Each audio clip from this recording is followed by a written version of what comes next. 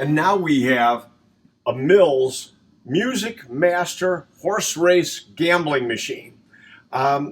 This is also a machine that Terry Haughawout, who's with us today, has worked on and can tell us more about this. Again, horse race machine in oak.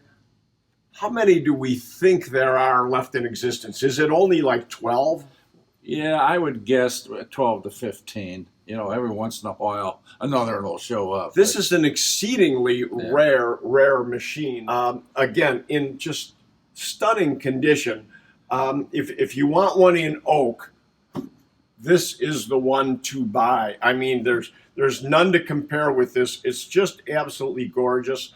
What all has been done to this, Terry? Well, it's been completely gone through. All right, all the horse mechanism has been taken apart and cleaned and redone and repaired where needed. And the piano has all been redone, new hammers and etc.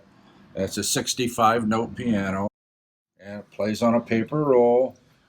So this was almost like a horse race version of a Mills machine. It looks like the same Mills cabinet. Almost looks like a home model cabinet, the wider cabinet. Yeah, right. Well, it's a little wider than a home model, but you know, it has all of the original components that Mills made.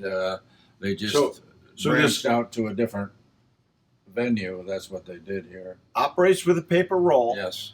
And it plays the piano, but actually the horses race so people in the bars could get around the gambling laws. Yes, They were gambling, but it was kind of house rule. They paid off behind the bar somewhere. Yeah, it was called table gambling. And wow. And one feature on this machine is that once the music starts playing, you can just keep feeding it nickels, and the horses keep racing. So you could keep gambling during the song. Right. It was a real moneymaker for them. It really was. Wow. And again, we only believe maximum 15 of these left in the world. Yeah. They're very rare. Yes. So, we ready to fire it up, Terry? Yeah, we're ready. Good.